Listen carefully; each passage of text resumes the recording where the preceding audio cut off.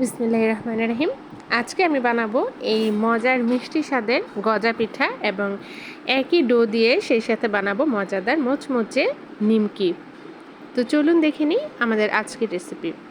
প্রথমে আমি এখানে 2 কাপ ময়দার সাথে 1 টেবিল চামচ তেল, স্বাদ মতো লবণ আর 1 চিমটি পরিমাণ কালো জিরা, এটা অপশনাল, এটা দিয়ে মাখিয়ে একসাথে আমি এখানে লিকুইড দুধ দিয়ে এই ডোটা মাখাবো।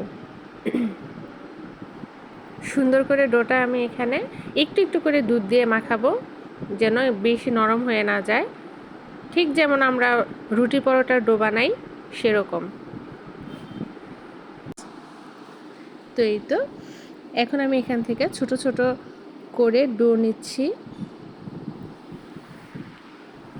এগুলোকে এখন গোল গোল করে ছোট ছোট পাতলা রুটি বানাবো। ঠিক এরকম করে পাতলা করে নেব।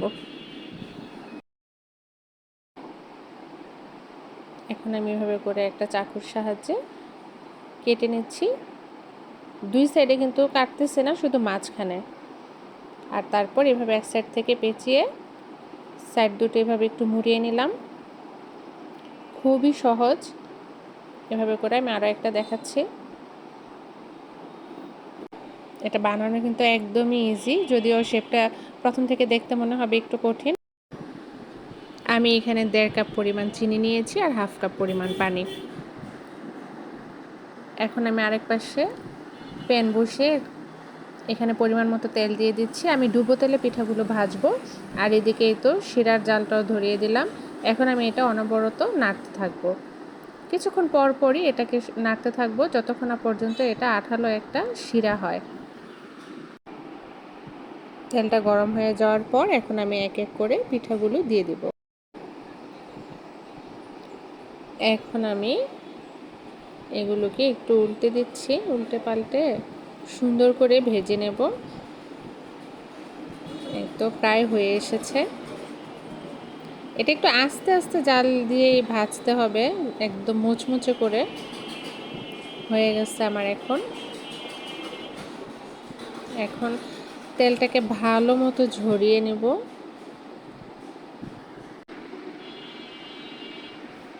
সবগুলো আমি একসাথে ছাঁকনির মধ্যে উঠিয়ে এখন আমি ভালো মতো তেলটাকে ঝরিয়ে নেব।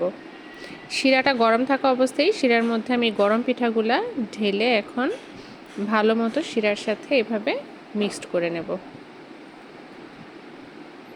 একদম ভালো মতো, যেন শিরাগুলো পিঠার মধ্যে যেন শিরাটা ভালো মতো ঢুকে।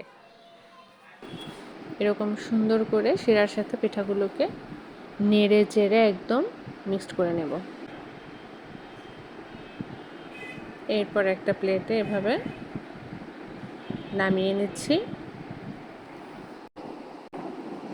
এরপর একই ডো থেকে বানানো এই রুটি দিয়ে আমি এখন বানাবো নিমকির ভাজটাও কিন্তু খুবই সহজ।